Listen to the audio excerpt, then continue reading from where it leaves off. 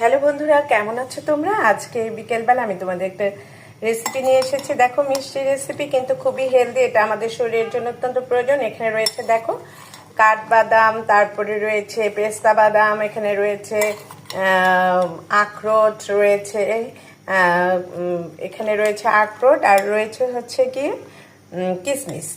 আর দেখো এখানে আছে হচ্ছে কুমড়ো সিডস, আর এখানে আছে সানফ্লাওয়ার সিডস, আর এখানে কিছু তিল, কালো জিরে এবং পোস্ত ভেজে রেখেছে। এখানে রয়েছে খেজুর। তবে চলো আমরা রান্নায় চলে যাই। দেখো, এটা অত্যন্ত স্বাস্থ্যজনক, ওখানে অত্যন্ত প্রোটিন রয়েছে, এবং তোমরা যদি প্রোটিনযুক্ত খাবার খেতে চাও তবে ঠিক এইভাবে এই জিনিসটা বানিয়ে খেয়ে দেখবে, যেটা অত্যন্ত হেলদি। দেখো, প্রথমে এখানে একটু ঘি দিয়ে দিলাম, কারণ ঘিতে আমাদেরকে খেজুরটাকে একটু আগে মেল্ট করে নিতে হবে। খেজুরগুলোকে আগে আমি বিচি ছাড়িয়ে নিয়েছি। এখন দেখো ঘিয়ের মধ্যে এটাকে আমি দিয়ে দিয়েছি। এবার আমি এটাকে নাড়াচাড়া করব। এবং তোমরা সব সময় খেয়াল রাখবে যে নরম খেজুর, যেটা নরম, সেই খেজুরটাকে নিতে।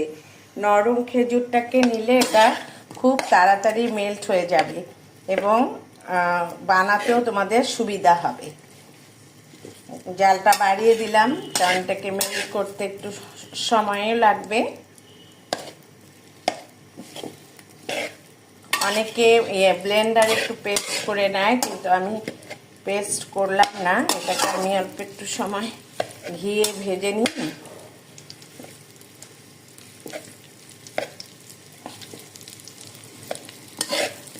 এই ভাজা করতে করতে এটা একটু নরম হয়েও যাবে।